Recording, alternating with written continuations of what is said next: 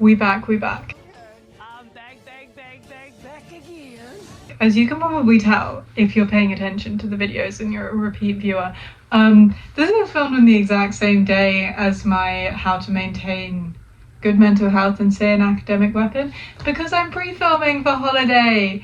If you saw the short form video, I'm also filming right now, you will know that I'm hoping to have filmed 3 videos and edited 10 videos today so that I can go on holiday this week and not have to work on holiday, because I'm going to be in the mountains in Italy and I'm probably not going to have any Wi-Fi or signal or anything to work with to edit videos or upload them. Oh my gosh, I stress enough to have to upload my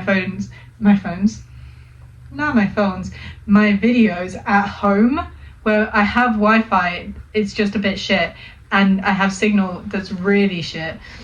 So yeah, I want to keep the content for you guys, but I can't make it whilst I'm on holiday, so this is what you're getting. So hope you're enjoying this little setup, this little fit.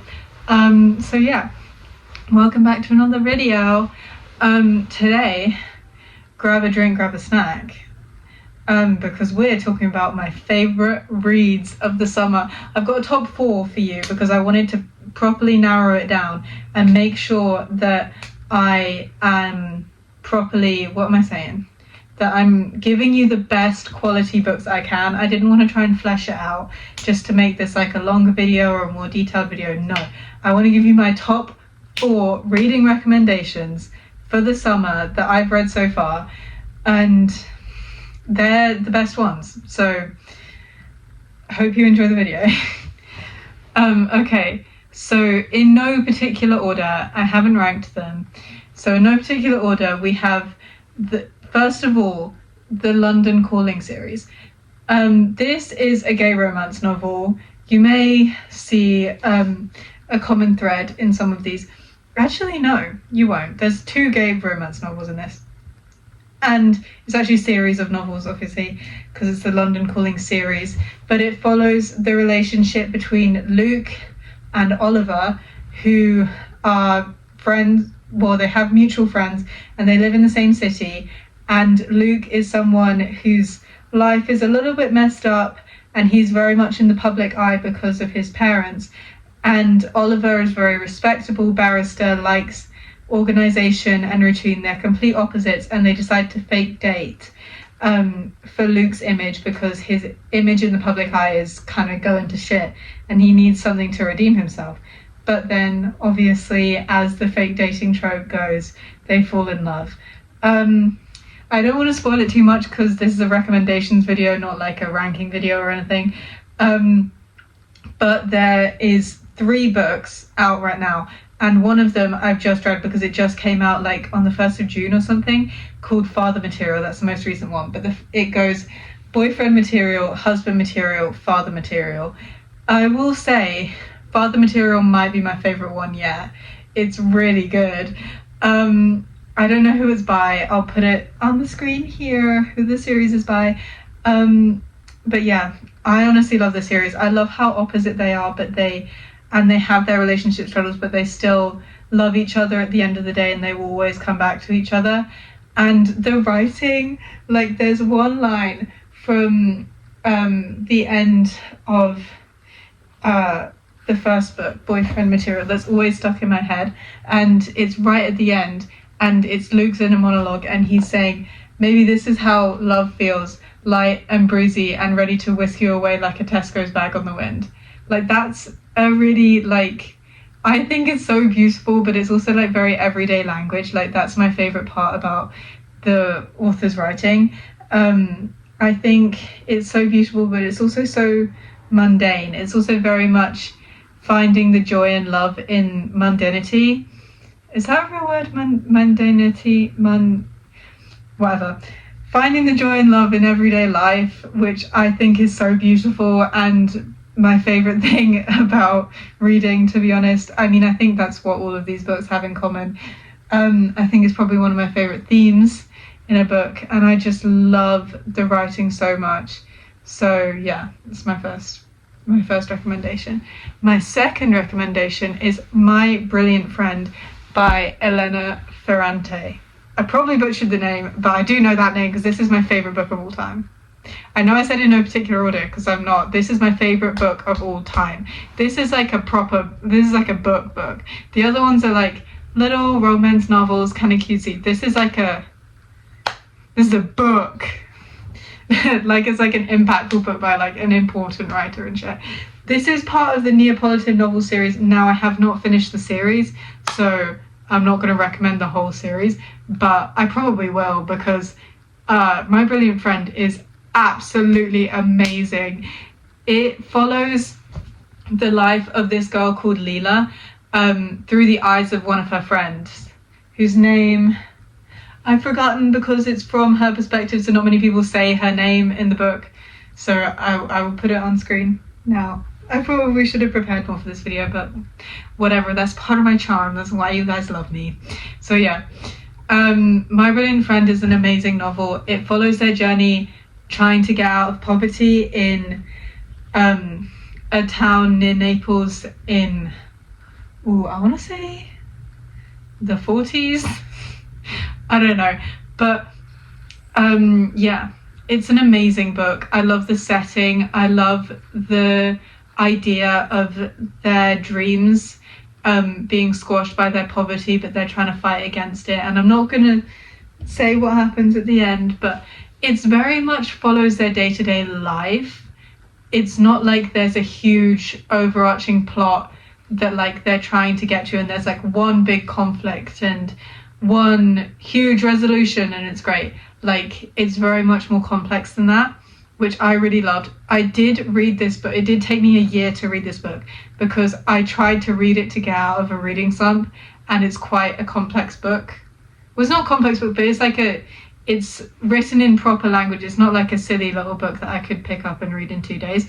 So that may not have been the best idea I ever had, but I actually am very grateful that I read it in that much time because I really got to like drink in all of the amazing language and the amazing writing that Elena gives us. And honestly, that book, like, I feel like really shaped me today. I know that's really cringe, but like, that's why it's my favorite book. I feel like I've never stopped thinking about it and I've never stopped applying it to real life, and it's allowed me to empathize with a lot of other people, and it's allowed me to look at my life and see the similarities and the differences and what I should be more grateful for. And it again focuses a lot on the negatives, but also the positives of like everyday life and finding beauty in things that you have around you, and not necessarily accepting your situation, but not fully saying no to it, not saying that this is the worst thing that can ever happen. Like, yeah, maybe it's bad, maybe you want to move on, but that doesn't mean that the thing you have now is so bad. So yeah, I love that book so much. Please read it. It's like my required reading for everyone I meet. I'm like, you have to read this book, or else don't talk to me. No.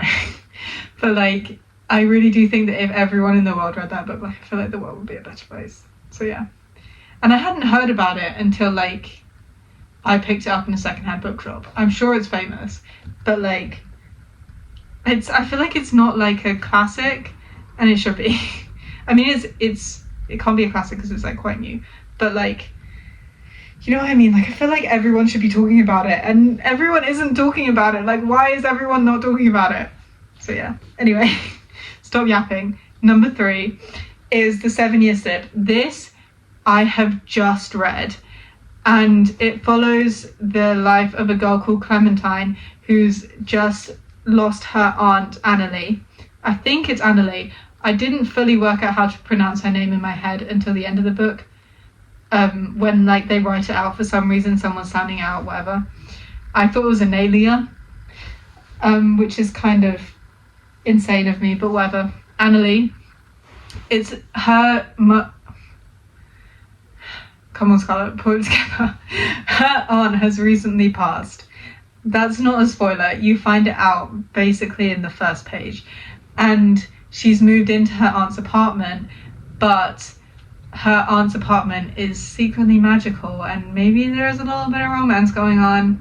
But yeah, I loved this book because the journey that Clementine goes on throughout the book with her work, her personal identity, her friends, her like romance, everything is so impactful to me. Maybe it's just because of the time in my life that I've read this. I've left my school, I've left my dance school. I feel like I'm a little bit of a crossroads in my life, and that's kind of the theme of the book, is that she's not quite sure where she's going anymore, but that's okay. And I feel like that was really, really nice for me to hear maybe right now. But also I love the book. The only thing I will say about this book is very good vibes. Very good vibes. It's very summer vibes. It's nice. I love it. It's set over a summer period. It's great. It's very good vibes, and I enjoyed reading it a lot. The only thing I will say is that the bits that are meant to be twists, this is going to sound like I'm trying to say I'm smart. I'm not. I'm trying to say that the book is quite predictable.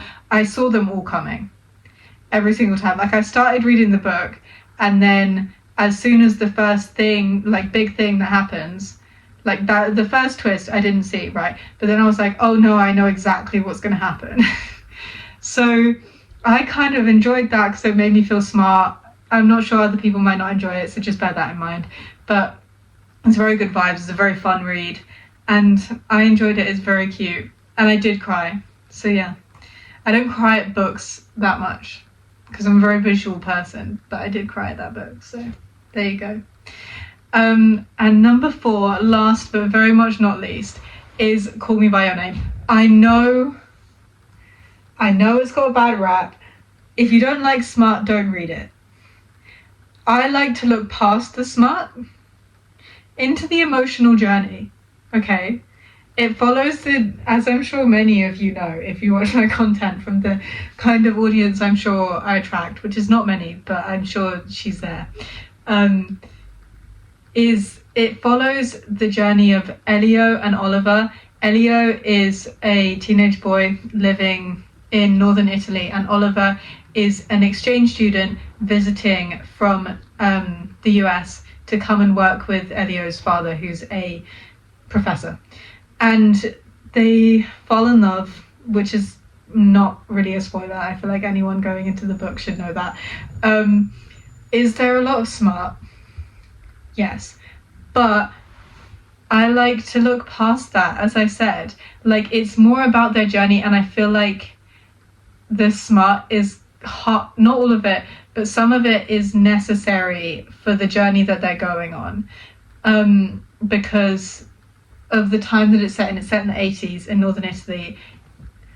You know, being outwardly gay really isn't quite a thing. So the secret sex and the partially straight sex, not to spoil it, that Elio is having is, I think, very important to the message. The actual scenes are important to the message, but the actual like writing and the whatever like is another thing. But it needs to happen. This is my same thing with Game Changers series. Like, there's a lot of smart. It gets a bad rap for having so much smart, I know, but it's important to the journey of the characters, and it sets up a lot of the emotional changes that happen in the characters. So hashtag justice for smart books, because I'm not reading them for the smart.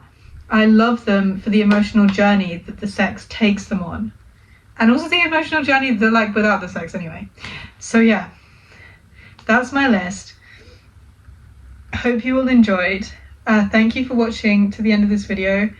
If you watched to the end, comment down below the book emoji. I love you guys so much. Have an amazing day, evening, whatever, and I'll hopefully see you in the next one.